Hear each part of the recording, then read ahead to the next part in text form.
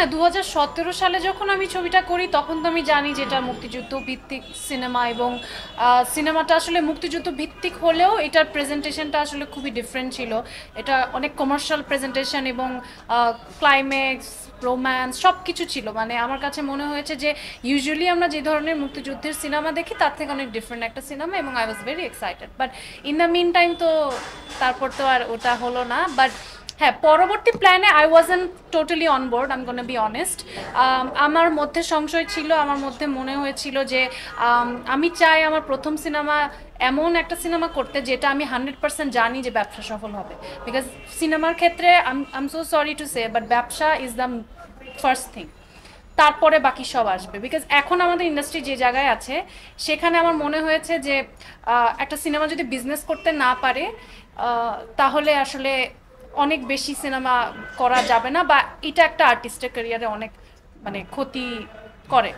So সেই জন্য আসলে আমার মধ্যে একটা সংশয় ছিল। বাট তারপর যখন আমরা সিনেমাটা কাজ করি এবং বিভিন্ন ফেস্টিভ্যালে প্রশংসিত হয়, এবং যারা যারা দেখে আশেপাশের সবাই আসলে যারাই দেখেছে খুব প্রশংসা করেছে, তখন আমার মধ্যে একটা কনফিডেন্স আছে যে না, আমার মনে হয় যে অ্যাটলিস্ট যারা দেখবে সিনেমাটা ওয়ার্ড অফ মাউথে এটা স্প্রেড হবে, বা হয়তো যারা একটু ডিফারেন্ট সিনেমা দেখতে পছন্দ করে, বা যাদের মধ্যে একটু আছে না যে সিনেমার বোধটা আছে, বা একটু দেশের বাইরের সিনেমা দেখতে ইউজ টু, বা এই ধরনের যারা মাল্টিপ্লেক্সের অডিয়েন্স, তাদের কাছে হয়তো ভালো লাগবে। তো সেই জায়গা থেকে পরবর্তীতে আমার মনে হয়েছে না যে সিনেমাটা রিলিজ করা উচিত। দর্শকদের সাথে বসে বলতে আমি তো একটু আগে ঢুকলাম, আমি তো পুরো সিনেমাটা দেখি নাই এখন, আগে অনেকবার দেখেছি। বাট হ্যাঁ, দেখলাম যে অডিয়েন্স দেখছে। মানে আমরা তো প্রিমিয়ারের সময় আমি দেখেছিলাম, এর মধ্যে আর আসা হয়নি হলে। সো আজকে মানে লাইভ অডিয়েন্স দেখছে, মনোযোগ দিয়ে দেখছিল। So I hope they enjoyed ইট।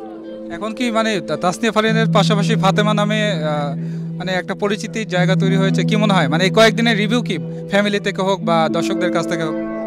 কেবল তো রিলিজ হলো গতকালকে, এখনো সেরকম ভাবে আসলে কি বলবো, যেভাবে আমার প্রতিটা কাজ নিয়ে অনেক অডিয়েন্সের রিয়াকশন পাই সেইভাবে আসলে এখনো পাইনি। বাট যারা দেখেছে, কয়েকজন দেখলাম ফেসবুকে লিখেছে বা অনেকে ট্যাগ করছে, ওগুলো দেখেছি। বাট আশা করছি রেসপন্সটা বাড়বে।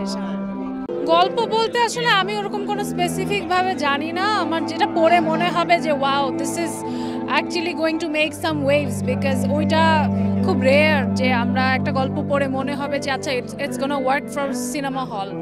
এইটা এখনো মনে হয়নি।